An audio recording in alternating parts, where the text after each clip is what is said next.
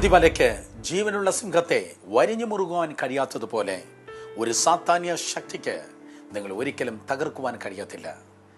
ദൈവം ജഡത്തിൽ വെളിപ്പെട്ടു. അത് ഒരു കോഇൻസിഡന്റ് അല്ല, ആക്സിഡന്റ് അല്ല. ദൈവത്തിന്റെ പദ്ധതി അത്രേ. കാല സമ്പൂർണത വന്നപ്പോൾ സ്ത്രീങ്കൽ ജനിച്ചവനായി യേശു കർത്താവ് ഈ ലോകത്തിലേക്ക് കടന്നു വന്നു. എന്തിനു വേണ്ടി? നമ്മുടെ പാപങ്ങളെ നീക്കുവാൻ, നമ്മുടെ ബലഹീനതകളെ ക്രൂശിന്മേൽ വഹിക്കുവാൻ, നമ്മുടെ സകല കയ്പുകളെ മധുരമാക്കുവാൻ. ഇന്ന് പകൽക്കാലം ഒരിക്കൽ കൂടെ നമുക്ക് കേൾക്കാം, കർത്താവായ യേശു ജഡത്തിൽ വെളിപ്പെട്ടത് എന്തിനു വേണ്ടി? ഒരു ജയം നിങ്ങളുടെ മുൻപിലുണ്ട്. വചന സന്ദേശത്തിലേക്ക് ടോർച്ച് ട്രൂത്ത് കുടുംബം നിങ്ങൾ ഏവരെയും സ്വാഗതം ചെയ്യുന്നു.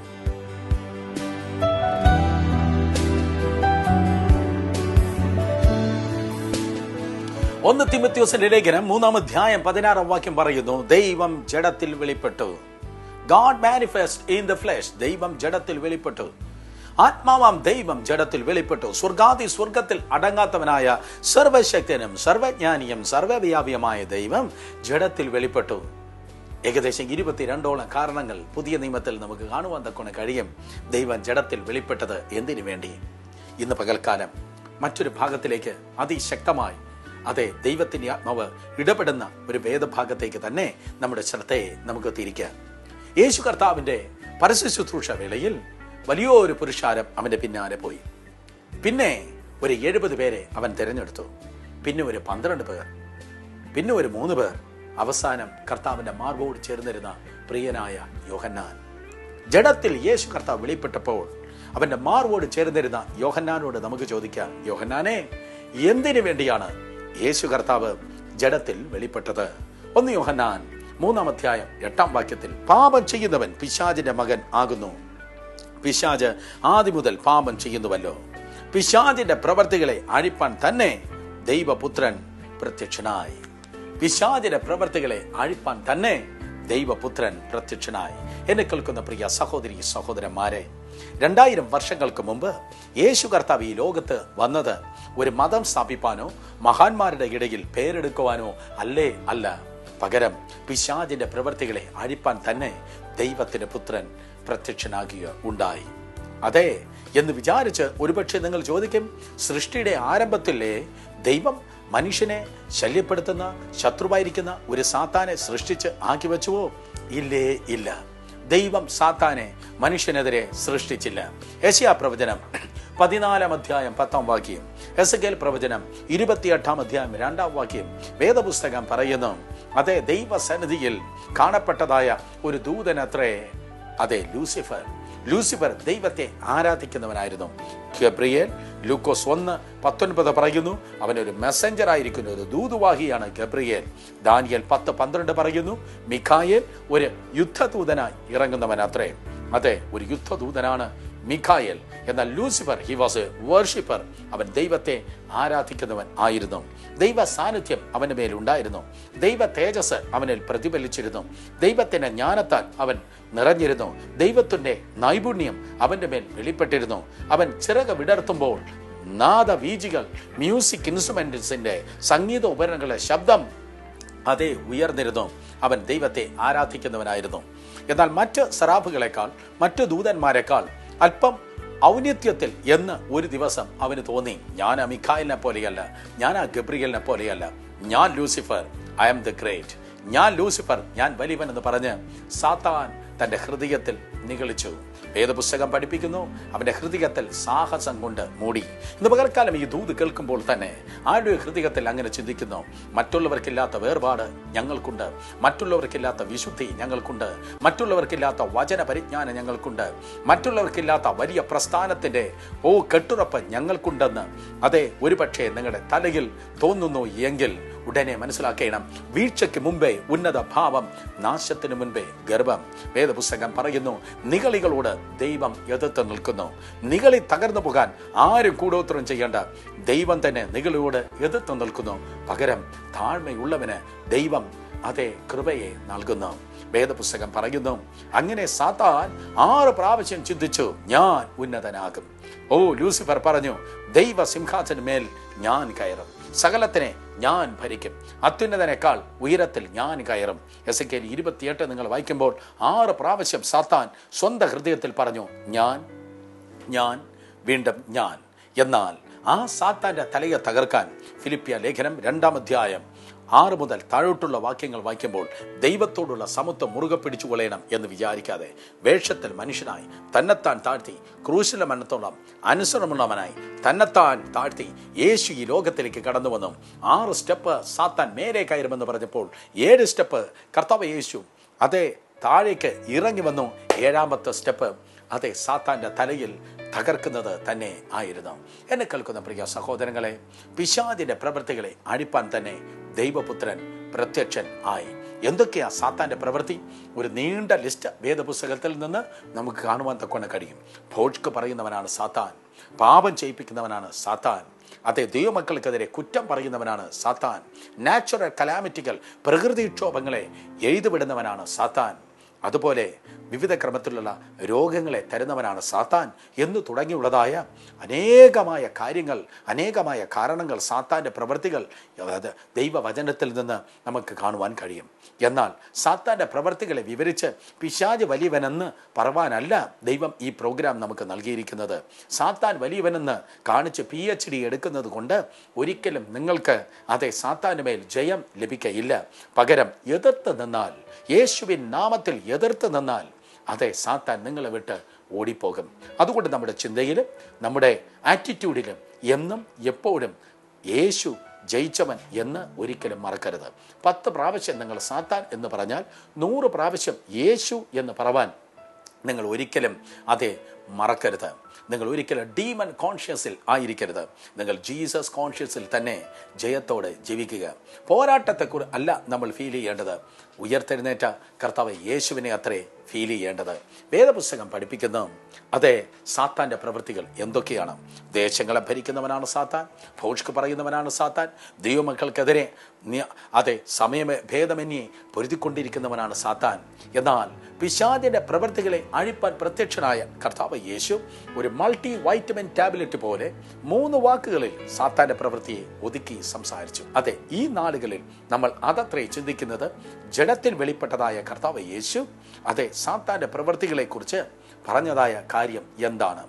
യോഹന്നാൻ 10:10 വായിക്കുമ്പോൾ കർത്താവ് യേശു ഇവണ്ണം പറയുകയുണ്ടായി, മോഷ്ടിപ്പാനും അറുപ്പാനും മുട്ടിപ്പാനുമല്ലാതെ കള്ളൻ വരുന്നതേയില്ല. സാത്താന്റെ പ്രവൃത്തികളെ 3 വാക്കുകളിൽ വളരെ ഗംഭീരമായി യേശു കർത്താവ് ഇങ്ങനെ പറഞ്ഞു, സാത്താൻ മോഷ്ടിപ്പാൻ വരുന്നവനത്രേ. അർത്ഥം സാത്താൻ കള്ളനത്രേ, സാത്താൻ കള്ളനത്രേ. നിങ്ങളുടെ കുടുംബ സമാധാനത്തെ മോഷ്ടിക്കുന്ന, നിങ്ങളുടെ ആരോഗ്യത്തെ മോഷ്ടിക്കുന്ന, നിങ്ങളുടെ പണത്തെ മോഷ്ടിക്കുന്ന, നിങ്ങളുടെ സൽകീർത്തിയെ മോഷ്ടിക്കുന്ന കള്ളനത്രേ സാത്താൻ. കള്ളനാണ് പിശാച്. ഉദാഹരണമായി വേദപുസ്തകത്തിൽ നിന്ന് ഒരു സംഭവം ഞാൻ അല്പമായി പറഞ്ഞ് നിങ്ങൾക്ക് വേണ്ടി പ്രാർത്ഥിപ്പാൻ ദൈവകൃപയിൽ ശരണപ്പെടുന്നു. അബ്രഹാമിന്റെ സമകാലികനായി ഉൽപ്പത്തി പുസ്തകത്തിന് പാരലായി അന്ന് ആളുകളിൽ കാണപ്പെട്ട ഒരു പുസ്തകമത്രേ ഇയ്യോബിന്റെ പുസ്തകം. അബ്രഹാമിന്റെ സമകാലികനായി കാണപ്പെട്ട ഒരു ഭക്തനായ മനുഷ്യനായിരുന്നു ഇയ്യോബ്. ആരാ ഇയ്യോബ്?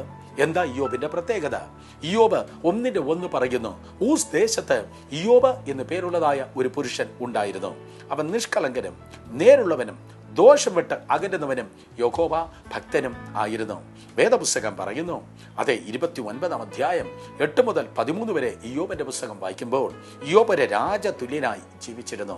ഏതെങ്കിലും സ്ഥലത്ത്, ഏതെങ്കിലും പട്ടണത്തിൽ അവൻ എഴുന്നേറ്റ് നടന്നു വരുന്നത് ആരെയും കണ്ടാൽ വൃദ്ധന്മാർ എഴുന്നേറ്റ് വായ്പൊത്തി നിൽക്കും. യുവാക്കൾ ആ സ്ഥലത്ത് നിന്ന് മാറിക്കളയും.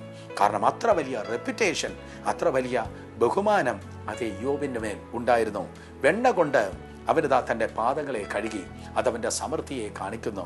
അവൻ്റെ ജീവിതത്തിൽ ഒരു കുറവും ഉണ്ടായിരുന്നില്ല. പുത്രസമ്പത്തുണ്ട്, മൃഗസമ്പത്തുണ്ട്, അനുഗ്രഹിക്കപ്പെട്ട കുടുംബമുണ്ട്. അനുഗ്രഹത്തിന് അടയാളമായി ഇയ്യോബ് അന്ന് ജീവിച്ചു വന്നു. ആരെങ്കിലും ഇയ്യോബിനെ നോക്കിയാൽ ഇവണ്ണം പറയും, ജീവിക്കുന്നെങ്കിൽ ഇങ്ങനെ തന്നെ ജീവിക്കണം, ജീവിക്കുന്നെങ്കിൽ ഇവണ്ണം ജീവിക്കണമെന്ന ക്രമത്തിൽ അനുഗ്രഹത്തിന് അടയാളമായി ഇയ്യോബ് ജീവിച്ചു. അനുഗ്രഹത്തിന്റെ ഉത്തുംഗ ശൃംഗത്തിൽ ഉയരത്തിൽ വാണിരുന്നവനത്രേ ഇയ്യോബ്. എന്നാൽ ബൈബിൾ പറയുന്നു പിശാച് മോഷ്ടിപ്പാൻ വരുന്നവനത്രേ. മോഷ്ടിപ്പാൻ വരുന്നത് കള്ളനത്രേ. യോബിന്റെ വീട്ടിൽ കള്ളൻ കയറി. ഏതെങ്കിലും പോലീസ് ഉദ്യോഗസ്ഥന്മാരോട് ചോദിക്കുക, കള്ളന്മാർ മിക്കവാറും മെയിൻ എൻട്രൻസിലൂടെ കയറാറില്ല, പ്രധാന വാതിലൂടെ കള്ളൻ കയറത്തില്ല, മിക്കവാറും പിൻവാതിലൂടെ ആയിരിക്കും, അല്ലെങ്കിൽ എന്തെങ്കിലും ജനൽ കമ്പി വളച്ചായിരിക്കും, വെന്റിലേറ്റർ പൊളിച്ചിട്ടായിരിക്കും. ചെറിയൊരു ഗ്യാപ്പ് മതി കള്ളനെ കയറാൻ.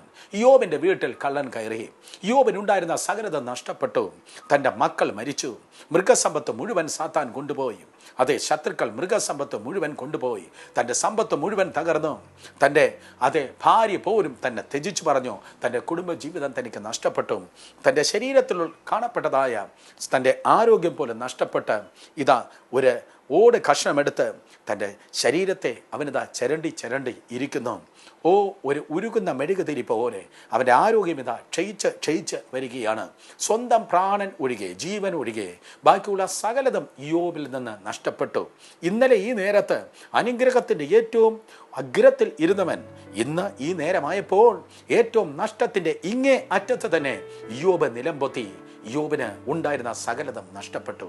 എന്നെ കേൾക്കുന്ന സഹോദരങ്ങളെ, ഈ ദിവസം നിങ്ങളുടെ ജീവിതത്തിൽ അപ്രകാരം നഷ്ടപ്പെട്ടവർ ആണോ? നിങ്ങളുടെ സമ്പത്ത് അങ്ങനെ പോയോ? നിങ്ങളുടെ ആരോഗ്യം നഷ്ടപ്പെട്ടോ? നിങ്ങളുടെ സൽകീർത്തി എല്ലാം മാറിപ്പോയോ? ബിസിനസ് തകർന്നിട്ട് സ്വന്തം ദേശത്ത് നിന്ന് നിങ്ങൾ ഒളിച്ചു പാർക്കുന്നവരാണോ? ബന്ധുക്കളുടെ ഇടയിൽ നിന്ന് നിങ്ങൾ ഓടിപ്പാർക്കുന്നവരാണോ?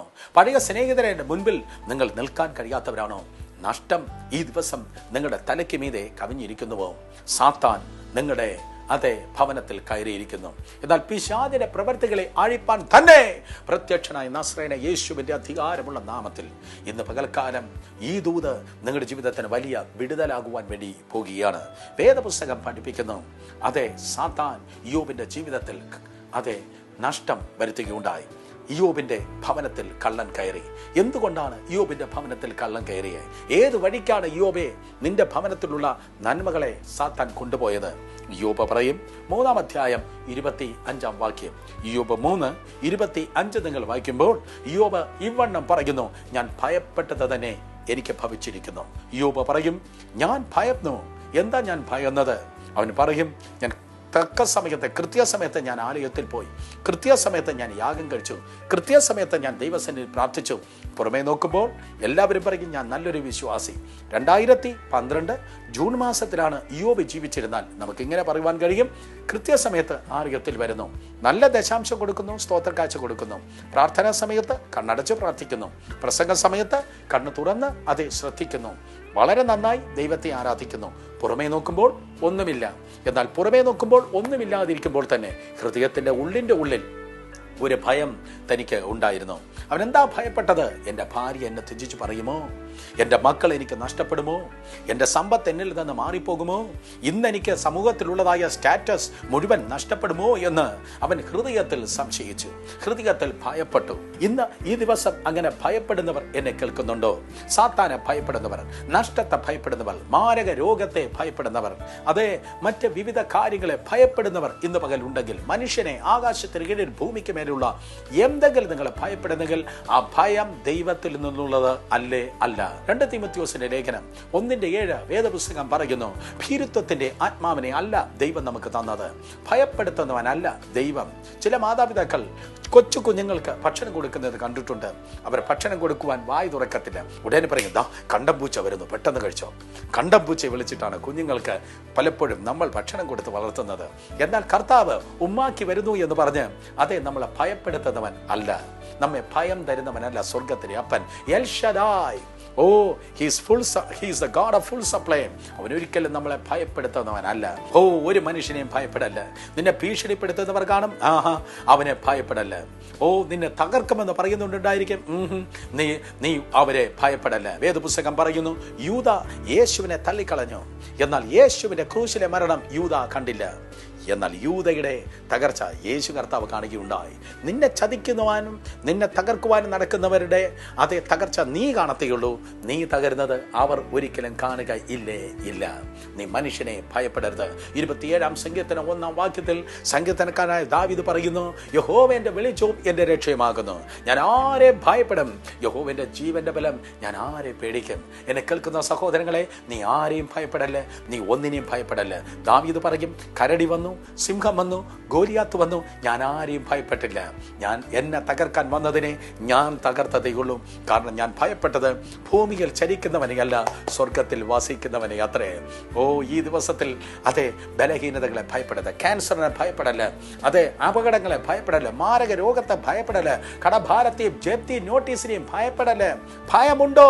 കള്ളൻ കയറിയിരിക്കും. യോബ് പറഞ്ഞു, എൻ്റെ ജീവിതത്തിൽ ഭയമുണ്ടായിരുന്നു. ഞാൻ ഭയപ്പെട്ടത് തന്നെ എൻ്റെ ജീവിതത്തിൽ ഭവിച്ചു.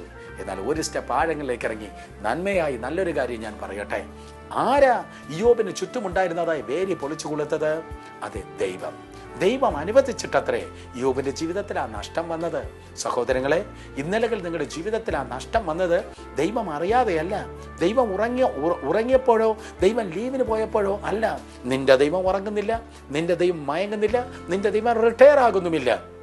അതുകൊണ്ട് ദൈവകൃപയിൽ ഞാൻ പറയട്ടെ, ദൈവം അതെ നഷ്ടങ്ങളുടെ ദൈവം അല്ല. ദൈവം അനുവദിച്ചിട്ടാണ് യോബിന്റെ ജീവിതത്തിൽ ആ നഷ്ടം വന്നത്. ഒന്നാമതായി, നിങ്ങളുടെ ജീവിതത്തിന് നഷ്ടമുണ്ടാകുവാൻ സാധ്യതയുള്ളത് ദൈവം അനുവദിച്ചിട്ട് വന്നതായ നഷ്ടം. എന്നാൽ ആ നഷ്ടം വരുമ്പോൾ ദൈവത്തെ അവൻ ത്യജിച്ചോ? ഇല്ല. ഭാര്യ പോലും ഭക്തിയെ ത്യജിപ്പാൻ പറഞ്ഞപ്പോൾ യോബ് ഇപ്രകാരം പറയുന്നു, ഒരു പൊട്ടിയെ പോലെ നീ സംസാരിക്കുന്നു. നഷ്ടം കടന്നു വന്നപ്പോൾ, ആ കഷ്ടത്തിനായിരുന്നപ്പോൾ ശിഷ്ടായുസിനെ നോക്കി താൻ ഇങ്ങനെ പറഞ്ഞു. യോബ് 13:15 വായിക്കുമ്പോൾ, അവൻ എന്നെ തള്ളിയാലും ഞാൻ അവനായി തന്നെ കാത്തിരിക്കും. ഞാൻ എൻ്റെ നടപ്പ് അവൻ്റെ മുൻപിൽ തെളിയിക്കും. അവൻ ദൈവസന്നിധിയിൽ കാത്തിരുന്നു. ഈ ദിവസം നഷ്ടത്തിലായിരിക്കുന്നവരെ കർത്താവിനെ തള്ളിപ്പറയല്ലേ, അവൻ്റെ ഹൃദയത്തെ തകർക്കല്ലേ. Hold on your faith. നിന്റെ വിശ്വാസത്തെ മുറുകെ പിടിക്കുക, കാത്തിരിക്കുക. നീ കാത്തിരുന്നാൽ നിന്റെ വീണ്ടെടുപ്പുകാരൻ നിശ്ചയമായി നിനക്ക് വേണ്ടി പ്രവർത്തിക്കുക തന്നെ ചെയ്യും. സങ്കീർത്തനം 25:3 പറയുന്നു, യഹോവേ, നിന്നെ കാത്തിരിക്കുന്ന ഒരുത്തനെ ലജ്ജിച്ചു പോകുകയില്ല. സങ്കീർത്തനം 40:1-2 വാക്യങ്ങളിൽ സങ്കീർത്തനക്കാരൻ പറയുന്നു, ഞാൻ യഹോവയ്ക്കായി കാത്തിരുന്നു, അവൻ എങ്കിലേക്ക് ചാഞ്ഞ് എൻ്റെ നിലവിളി കേട്ടു. നാശമരമായ കുഴിയിൽ നിന്നും കുഴഞ്ഞ ചേറ്റിൽ നിന്നും അവൻ എന്നെ കയറ്റി. നഷ്ടത്തിലും കഷ്ടത്തിലുമായിരിക്കുന്നവരെ ഭക്തിയെയും പ്രാർത്ഥനയും വിശ്വാസത്തെയും കൈവിടാതെ കാത്തിരിക്കുക. ഇന്ന് കിഴക്ക് സൂര്യൻ ഉദിച്ചതുപോലെ ഒരു ഉദാഹരണം നിങ്ങളുടെ ജീവിതത്തിൽ ഉദിക്കുക തന്നെ ചെയ്യും.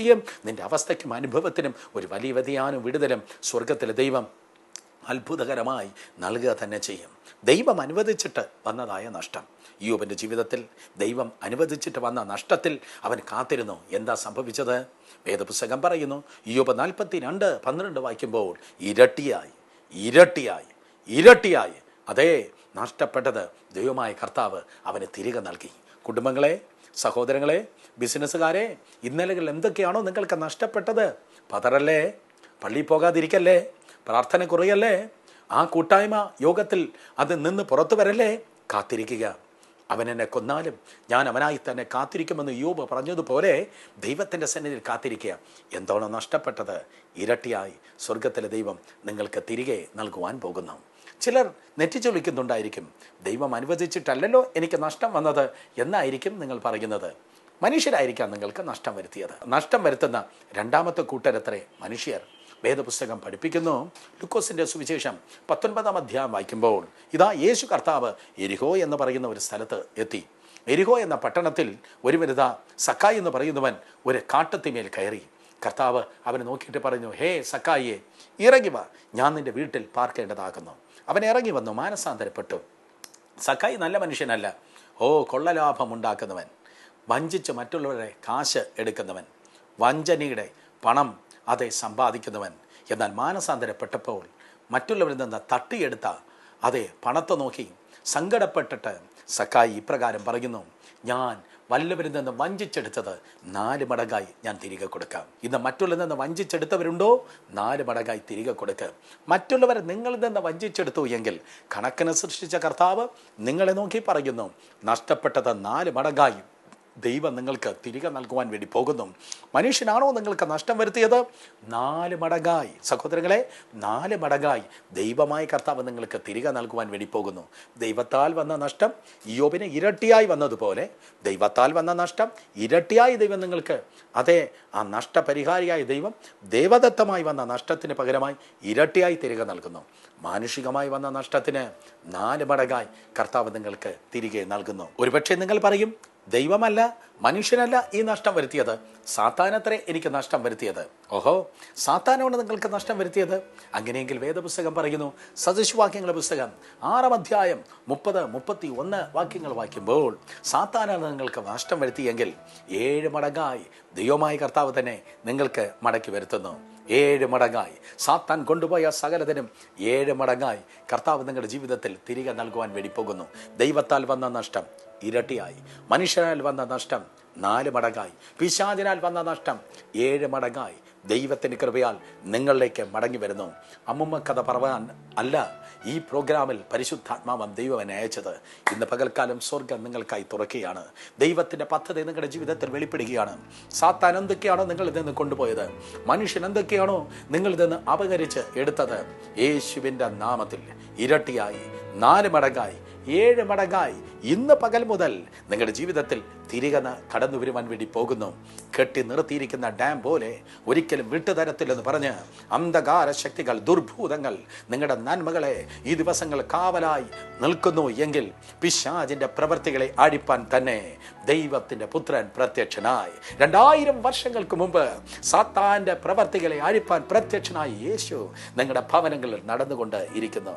നിങ്ങളുടെ ഡോക്യുമെന്റുകൾക്ക് വന്നതായ നഷ്ടം, നിങ്ങളുടെ ബിസിനസ്സുകൾക്ക് വന്നതായ നഷ്ടം, അടഞ്ഞു കിടക്കുന്നതായ കടമുറികൾ, നിങ്ങളുടെ ആരോഗ്യത്തിന് വന്നതായ നഷ്ടം, നിങ്ങളുടെ തലമുറകൾക്ക് സംഭവിച്ചതായ നഷ്ടം യേശുവിൻ്റെ നാമത്തിൽ ഇന്ന് പകൽക്കാലം കർത്താവ് മാറ്റുകയാണ്. ഇത് നഷ്ടത്തിൻ്റെ പുസ്തകമല്ല. ഞാൻ ആവർത്തിക്കട്ടെ, ബൈബിൾ നഷ്ടത്തിൻ്റെ പുസ്തകമല്ല, നഷ്ടപ്പെട്ടത് തിരികെ നൽകി തരുന്നതായ പുസ്തകമത്രേ. ദൈവം നഷ്ടപരിഹാരിയായ ദൈവം അത്രേ. ഈ ബൈബിൾ ആരാണോ ഉയർത്തിയത്, ദൈവം അവരെ താഴ്ത്തുകയില്ല. ദൈവമായ കർത്താവ് അവരുടെ ജീവിതത്തെ ഉയർത്തുകയുണ്ടായി, മാനിക്കുകയുണ്ടായി. ഇന്നാളുകളിൽ നഷ്ടപ്പെട്ടത് ദൈവം നിങ്ങൾക്ക് തിരികെ നൽകി തരുന്ന നല്ലൊരു സീസൺ അത്രേ ഇത്. നിങ്ങളുടെ ജീവിതത്തിന് നഷ്ടപ്പെട്ട സകലതും കർത്താവിൻ്റെ നാമത്തിൽ ഈ ദിവസങ്ങളിൽ മടങ്ങി വരുവാൻ വേണ്ടി പോകുന്നു. ആ കരങ്ങളെ ഈ ടെലിവിഷൻ സ്ക്രീനിലേക്ക് നീട്ടിയാട്ടെ. അത് നഷ്ടത്തിൻ്റെ കരങ്ങളല്ലല്ലോ. നഷ്ടപ്പെട്ടത് പല മടങ്ങായി, ഇരട്ടിയായി, 4 മടങ്ങായി, 7 മടങ്ങായി തിരികെ പ്രാപിക്കുന്ന കരങ്ങളാകട്ടെ. ഒരുമിച്ച് നമുക്ക് പ്രാർത്ഥിക്കാം. ആ കരങ്ങളെ നീട്ടി പ്രാർത്ഥിച്ച് കർത്താവ് ആ ചോർച്ചകളെ അടയ്ക്കട്ടെ, ആ നഷ്ടങ്ങളെ യേശുപ്പച്ചൻ മാറ്റട്ടെ. നമുക്കൊരുമിച്ച് പ്രാർത്ഥിക്കാം. നല്ലവന് വിശ്വസ്തമായ ദൈവമേ, സ്വർഗ്ഗസ്ഥകർത്താവേ, നിന്റെ കുഞ്ഞുങ്ങൾക്കായി നന്ദിയോട് സ്തോത്രം.